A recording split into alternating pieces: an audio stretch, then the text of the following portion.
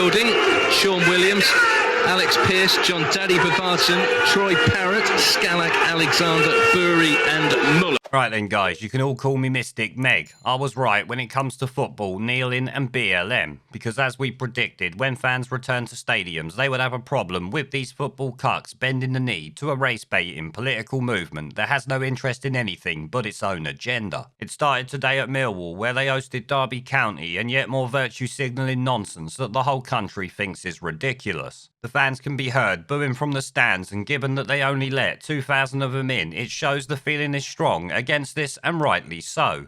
Imagine it was a full stadium of 18 or 20,000 fans booing these idiots cucking themselves to race-baiting scum. The players should consider themselves lucky Boris Johnson saved them from 10,000 plus angry Millwall fans at the end of the day. Now obviously all of this was expected by the club's management, and yet they decided to do it anyway. I hope next week no one turns up to the game, as the club will no doubt condemn the crowd again, as the low-life scumbag media and football elites have already been doing, by calling for these fans to be banned for doing it. Of course, last I checked, booing politicised bullshit was not against the law, and booing at the football is a common way for the crowd to show its feelings to the people they pay to watch.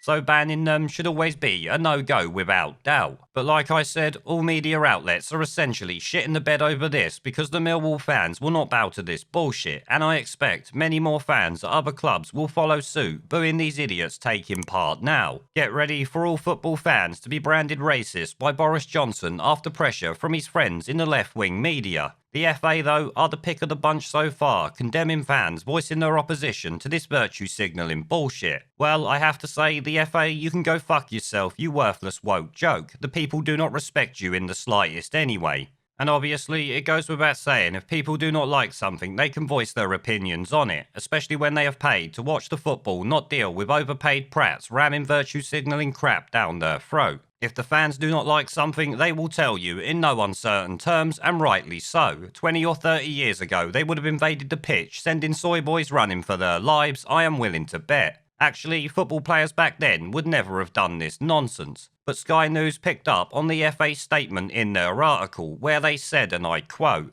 "The FA supports all players and staff that wish to take a stand against discrimination in a respectful manner, which includes taking of the knee, and strongly condemns the behaviours of any spectators that actively voice their opposition to such activities," the statement said. And personally, I have to say, just wow to that whole statement. They are completely forgetting that by supporting the deliberately named Black Lives Matter, they are actively discriminating against everyone else. I don't see their support for White Lives Matter, Chinese Lives Matter, Indian Lives Matter, do you? The FA discriminated against everyone else by supporting this political shit show, if you ask me, so the fans turning on them is all to be expected. But then again, the FA are complete scum anyway, so this does not surprise me. I will say well done to the Millwall fans for standing against this bullshit that is not supported outside of these fuckers' woke echo chambers, and literally never will be. Let's hope more fans let their voices be heard against it in the coming weeks and months.